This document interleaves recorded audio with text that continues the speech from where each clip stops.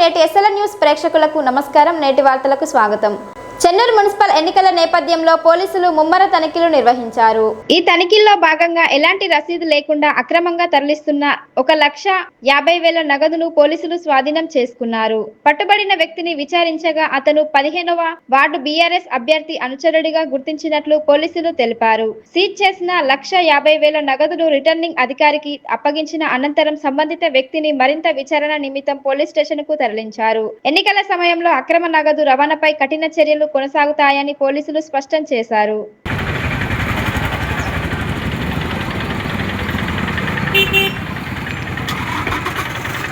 హాజీపూర్ మండల పరిధిలోని దొనబండ గ్రామంలో ఉన్న జెడ్పీహెచ్ఎస్ ప్రభుత్వ పాఠశాలలో 2005 నుంచి 2011 విద్యా సంవత్సరాల మధ్య 10వ తరగతి వరకు విద్యాభ్యాసం చేసిన పూర్వ విద్యార్థులు సుమారు 15 సంవత్సరాల సుదీర్ఘ విరామం అనంతరం ఆత్మీయ సమ్మేళనాన్ని ఘనంగా నిర్వహించారు. ఆదివారం అదే పాఠశాల ప్రాంగణంలో పూర్వ ఆత్మీయ సమ్మేళనాన్ని నిర్వహించారు. ఈ సమ్మేళన నిర్వహణకు ముందుగా పూర్వ విద్యార్థుల ఫోన్ నెంబర్లను సేకరించి ప్రత్యేకంగా వాట్సాప్ గ్రూప్ ఏర్పాటు చేశారు. ఈ గ్రూప్ ద్వారా ప్రతి పూర్వ విద్యార్థిని సంప్రదించి కార్యక్రమానికి ఆహ్వానించడంతో ఎన్నో సంవత్సరాల తర్వాత మళ్లీ కలుసుకునే అరుదైన అపూర్వమైన అవకాశం లభించింది. ఈ సందర్భంగా పూర్వ విద్యార్థులు తమ విద్యాభ్యాస కాలానికి సంబంధించిన మధుర జ్ఞాపకాలను మనస్ఫూర్తిగా నెమరు వేసుకున్నారు. పాఠశాల దశలో జరిగిన చిన్న చిన్న సంఘటనలు, చదువుల్లో నెలకొన్న ఆరోగ్యకరమైన పోటీతత్వం, సహచరులతో గడిపిన అమూల్య క్షణాలను పరస్పరం పంచుకుంటూ భావోద్వేగాలకు లోనయ్యారు. తమ విద్యా జీవితానికి పునాదులు వేసిన అప్పటి గురువులను ప్రత్యేకంగా ఆహ్వానించి శాల్వలతో ఘనంగా సన్మానించారు. అనంతరం ప్రభుత్వ ఉద్యోగాలు సాధించిన పూర్వ విద్యార్థులను గురువులు ప్రత్యేకంగా అభినందించి సన్మానించారు. గురువుల ఆశీర్వచనాలు, సూచనలు ఈ కార్యక్రమానికి మరింత గౌరవాన్ని తీసుకొచ్చాయి. ఈ సందర్భంగా వివిధ కారణాల వల్ల మృతి చెందిన 3 పూర్వ విద్యార్థులను స్మరించుకుంటూ వారి ఆత్మలకు శాంతి చేకూరాలని మౌన నివాళులు అర్పించారు. ఈ దృశ్యాలు పలువురు విద్యార్థులను భావోద్వేగానికి గురి చేశాయి.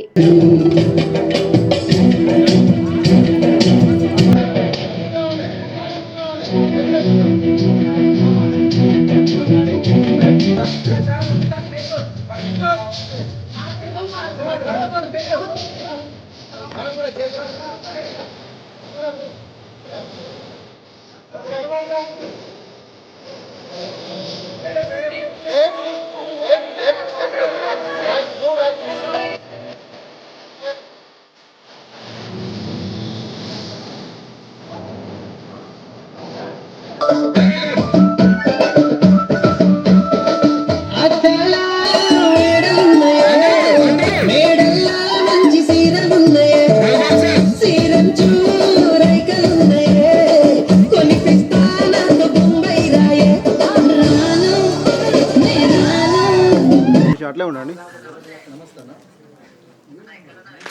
ఓకే.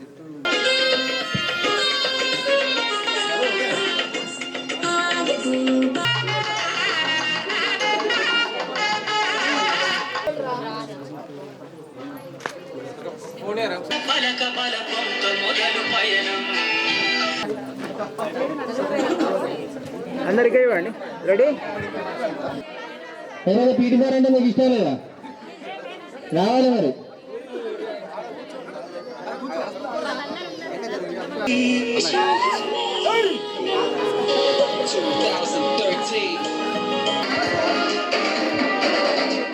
ఫోటో తీద్దాం.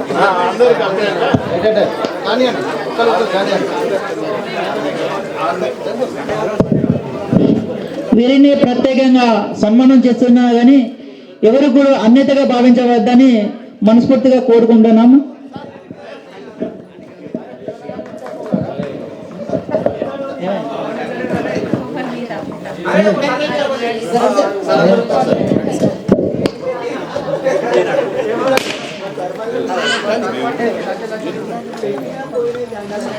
Okay, ready? సరిగ్గా ఇవ్వండి.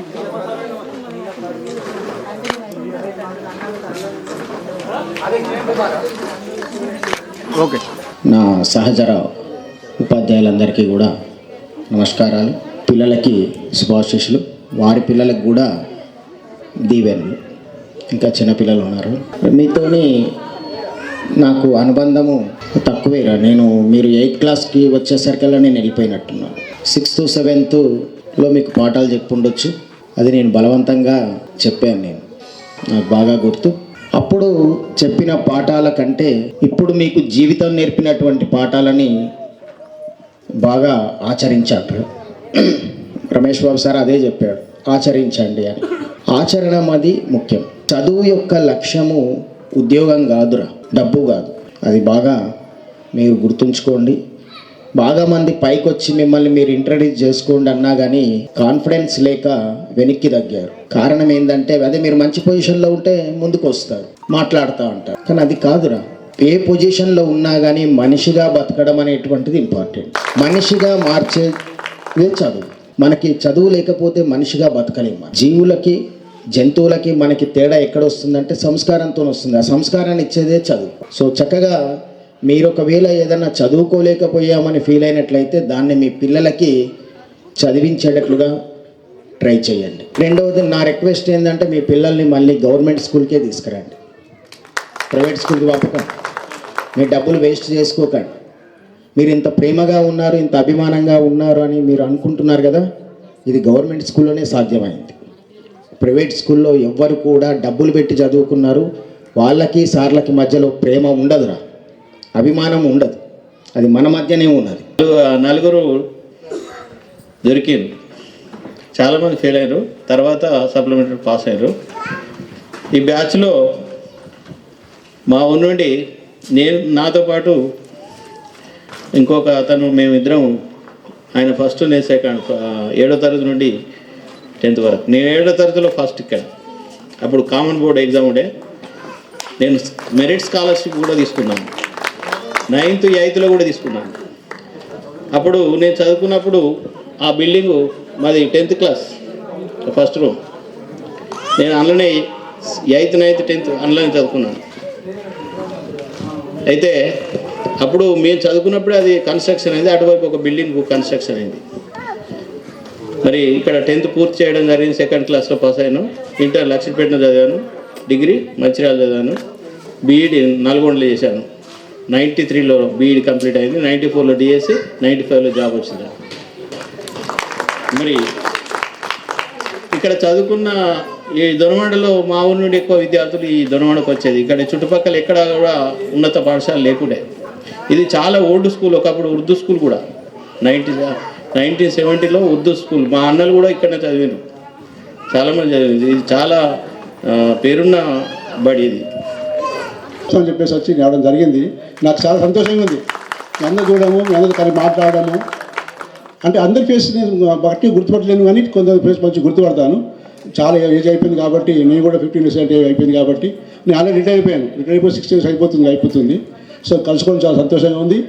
సో మీ అందరికీ ఫ్యూచర్, మీరు అందరికీ వాళ్ళు పెద్దవాళ్ళు అయిపోయారు, మ్యారేజ్ అయిపోయారు, కొంచెం జాబ్ చేస్తున్నారు. మీరు ఏ జాబ్ చేసినప్పటికీ కూడా సాటిస్ఫాక్షన్ జాబ్ చేయండి, అంతే. ఏం కాదు. ఉద్యోగం ఉన్నా ఉద్యోగం లేకుండా ఉద్యోగ ప్రయత్నం చేయండి, అంతేగాని ఉద్యోగం ఉందని చెప్పేసి ఉద్యోగం మీద వాళ్ళు మనం అవసరం లేదు. మీరు మంచి ఆల్రెడీ పెద్దవాళ్ళు కాబట్టి ప్రతి దాంట్లో మీరు సాటిస్ఫాక్షన్ ఉద్యోగం చేయండి. ఉద్యోగం కోసం ప్రయత్నం చేయండి. ఇప్పుడు శ్రీనివాసరావు చెప్పాడు, ఈ మధ్య స్ట్రెస్ బాగా అయిపోయింది. స్ట్రెస్ ప్రతి విషయంలో స్ట్రెస్, చిన్న మాటగా స్ట్రెస్ అయిపోతుంది. మరి ముఖ్యంగా సందర్భం కాదు కానీ లేడీస్ స్ట్రెస్ బాగా గురవుతున్నారు. స్ట్రెస్ చిన్న మాటకే స్ట్రెస్ అయిపోతున్నారు. అలా స్ట్రెస్ గురి కావద్దు. మనకు ఓర్పు చాలా అవసరం. ఓర్పు అవసరం కాబట్టి ఓర్పుతో ఒక్కొక్క నిమిషం ఆలోచించండి. అది చెప్పిన మాట. అయితే మీ బ్యాచ్ ఎలా గుర్తు అంటే, నాకు మీ బ్యాచ్తోనే నేను కూడా వెళ్ళిపోయా ఈ స్కూల్ నుండి. 2010-11 బ్యాచ్ అయిపోయిన తర్వాత ట్రాన్స్ఫర్స్ వచ్చినాయి. 11లో మేమందరం కూడా జైపూర్కి వెళ్ళడం జరిగింది. రాకేష్ అప్పుడు నన్ను అడిగాడు వెళ్ళిపోయేటప్పుడు కూడా, ఎందుకు వదిలేసి వెళ్తున్నారు మేడం అని. అయితే ఇక సహజం కదా, వృత్తిలో ట్రాన్స్ఫర్స్ అనేవి సహజం కాబట్టి వెళ్ళాల్సి వచ్చింది, వెళ్ళిపోవడం జరిగింది. అయితే అందరూ కూడా, మీ అందరిని చూస్తే నాకు ఇప్పుడు చాలా సంతోషంగా ఉంది. అంటే అందరం ఒకే స్థాయిలో సెటిల్ అవ్వడం అనేది కుదరనటువంటి పని అనేది అందరికీ తెలిసిందే. మీరు విభిన్న రంగాలను ఎంపిక చేసుకొని వాటిల్లో ముందుకు కొనసాగుతున్నందుకు నా అభినందనలు. అయితే అందరూ కూడా వ్యక్తిత్వము అనేది అందరికీ ఇంపార్టెంట్. మళ్ళీ ఆహ్వానించడం కాదు నేను చెప్పేది, సార్ చెప్పినట్టే ఏంటంటే మీకుగా మీరు స్థిరపడడం, అది మీ వ్యక్తిత్వాన్ని తెలియజేస్తుంది. అయితే డబ్బు సంపాదించినటువంటి ఒక వ్యక్తి గొప్పవాడనేది కాదు, తర్వాత పేదవాళ్ళందరూ వ్యక్తులు కాదు అనేది కాదు. సమాజంలో మనందరికీ కూడా సమానమైనటువంటి స్థానం ఉంది. దాన్ని నిలబెట్టుకోవడానికి మనం ఎప్పుడు కూడా ప్రయత్నం చేస్తూ ఉండాలి. ప్రియమైన విద్యార్థులారా, మీరు చక్కగా అందరూ కూడా పరిచయం చేసుకొని ఒక్కొక్కరి గురించి చాలా మాకు చాలా ఇది ఇంపార్టెంట్ ప్రోగ్రాము. కానీ 50% అటెండ్ అయ్యారు. మిగతా వాళ్ళు కూడా ఎంతమంది ఉన్నారో అంతమంది కూడా వస్తే బాగుండనేది అని నేను అనుకుంటున్నాను. ఎందుకంటే ఇంత గొప్ప కార్యక్రమాన్ని మీరు ఇక్కడ అరేంజ్ చేసినందుకు. ఆయన వివిధ ప్రాంతాల నుండి వచ్చారు. మరి వివిధ అంటే డిఫరెంట్ ప్రొఫెషన్స్లో మీరు స్థిరపడ్డారు. మిమ్మల్ని చాలా అభినందిస్తున్నాను. మరి నేటి కార్యక్రమానికి వచ్చి దీన్ని చక్కగా విజయవంతం చేశారు. ఇప్పుడు ఎప్పటి నుండో రవలి కూడా నాకు చాలాసార్లు 2 సార్లు ఫోన్ చేసి చెప్పింది. ఇదివరకు ప్రోగ్రామ్ నేను కూడా చెప్పాను, ఎలక్షన్ డ్యూటీస్ ఉన్నాయి, ఒకసారి రఘుబాబు సార్ గారిని కనుక్కొని మరి టైం ఫిక్స్ చేసుకోండి అమ్మా, డేట్ ఫిక్స్ చేసుకోండి అంటే, లేదు మేడం మాకు ఇదివరకు కూడా ఒకసారి పోస్ట్ పోన్ అయిందని చెప్పేసి పట్టుబట్టి, అంటే ప్రతి ఒక్కరు కూడా ఇందులో అందరి ఇన్వాల్వ్మెంట్ కనబడుతుంది నాకు. అందరి ఇన్వాల్వ్ అయితేనే ఏదైనా టీం వర్క్ ఉంటేనే సక్సెస్ అవుతుంది. ఇంతకుముందు శ్రీనివాస్ సార్ కూడా మీకు చాలా విషయాలు చెప్పారు. ఎక్కువ నేను మాట్లాడను, ఎందుకంటే రఘుబాబు సార్ 2 minutes అన్నారు. కాబట్టి ఇట్లనే మీరు కూడా మీ ముందు మీ అయితే ఏవైతే లక్ష్యాలు నిర్ణయించుకున్నారో మీ లక్ష్యాలను కంప్లీట్ చేసే వరకు బాగా కష్టపడండి. మంచి భారతీయ పౌరులుగా స్థిరపడండి. మీ పిల్లలకి సంస్కృతి సాంప్రదాయాలను నేర్పించండి. భారతీయత ఉంది. మరి అటువంటి జీవితాన్ని లైఫ్లో మ్యారేజ్ అనేది, హస్బెండ్ అనేది, పిల్లలు అనేది నాకు తెలిసైతే ఆ బుక్లో ఒక పేజ్ మాత్రమే అనుకుంటా. ఆ పేజ్ తిరిగేసిన తర్వాత నెక్స్ట్ పేజెస్ ఉంటాయి మనకి కదా. మరి లైఫ్ కూడా అంతే, కష్టాలు ఉంటాయి, సుఖాలు ఉంటాయి. కానీ మరి కష్ట సుఖాల మేలి అది కలయికనే లైఫ్ అంటారు. అవి లేకపోతే కూడా మరి జీవితం మరి పరిపూర్ణతని సాధించుకోదు. మరి మీ ముందు మీరైతే ఏవైతే లక్ష్యాలను మరి అనుకున్నారో అవి మీరు కాబట్టి చెప్పడానికి ఏముంది, మనకంటే ముందు చాలా గొప్ప వాళ్ళు పుట్టినరు, చాలా విషయాలు మనకు నేర్పడం జరిగింది. ఒకటి ఏంటంటే ఇప్పుడు మనం చేయాల్సింది ఆచరించడం, చెప్పడం కాకుండా ఆచరించి మన పిల్లల యొక్క భవిష్యత్తును తీర్చిదిద్దుకోవడమే మన ముందున్నటువంటి లక్ష్యం. అంతకంటే ఎక్కువ ఏం లేదు.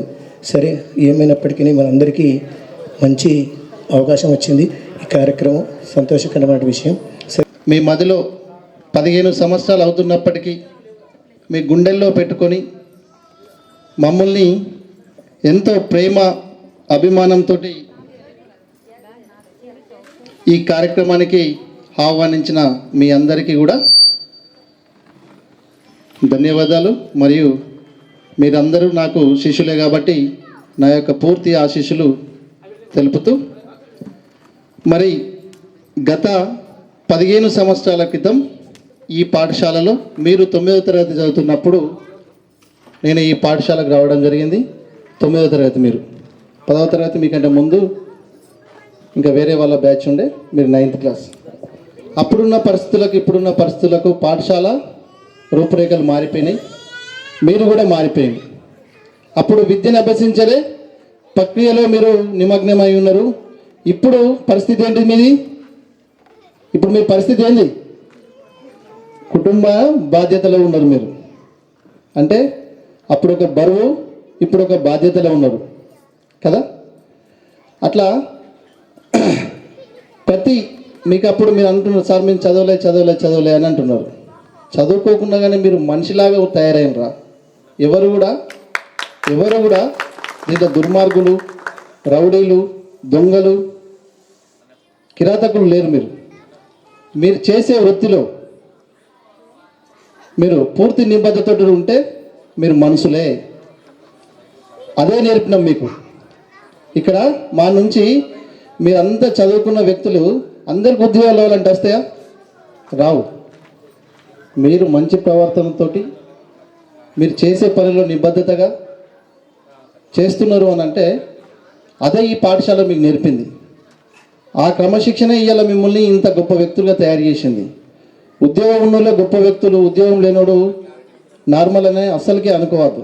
చెన్నూరు మండలం సంకారం అటవీ ప్రాంతంలో అక్రమంగా విద్యుత్ తీగలు అమర్చిన వన్యప్రాణులను వేటాడిన ఘటనలో పట్టణానికి చెందిన 5 వేటగాళ్లకు కోర్టు 14 రోజుల జైలు శిక్ష విధించింది. అటవీ శాఖ అధికారుల సమాచారం మేరకు నిందితులు అటవీ ప్రాంతంలో విద్యుత్ తీగలు ఏర్పాటు చేసి వన్యప్రాణులను హతమార్చేందుకు ప్రయత్నించినట్లు నిర్ధారణ కావడంతో వారిని అదుపులోకి తీసుకొని కేసు నమోదు చేశారు. అనంతరం కోర్టులో హాజరుపరచగా న్యాయస్థానం రిమాండ్ విధించింది. ఈ సందర్భంగా చెన్నూరు డివిజన్ అటవీ శాఖ డివిజన్ అధికారి సర్వేశ్వర్ మాట్లాడుతూ అటవీ ప్రాంతంలో వన్యప్రాణుల వేటకు పాల్పడిన వారిపై వైల్డ్ లైఫ్ ప్రొటెక్షన్ యాక్ట్ 1972 ప్రకారం కఠిన చర్యలు తీసుకుంటామని హెచ్చరించారు. అటవీ సంపద పరిరక్షణకు ప్రజలు సహకరించాలని ఆయన విజ్ఞప్తి చేశారు. మంచిర్యాల మున్సిపల్ కార్పొరేషన్ ఎన్నికల నేపథ్యంలో ముల్కల్ల గ్రామానికి చెందిన కొత్తపల్లి శ్రీరామ్మూర్తి వినూత్న ప్రచారానికి శ్రీకారం చుట్టారు.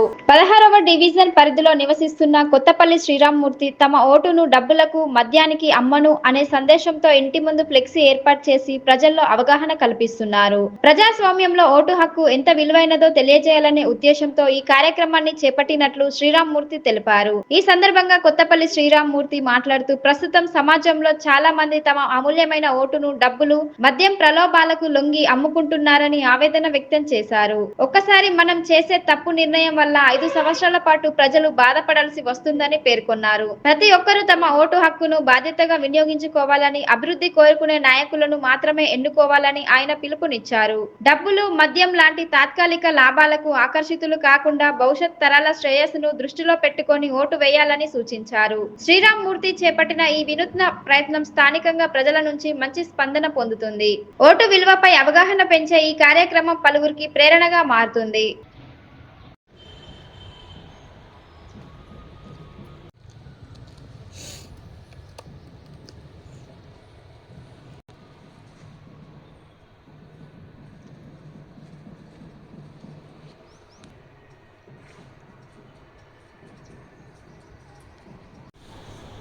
తెలంగాణ, ఆంధ్రప్రదేశ్లో ఉన్న యువతి యువకులందరికీ నా యొక్క నమస్కారం.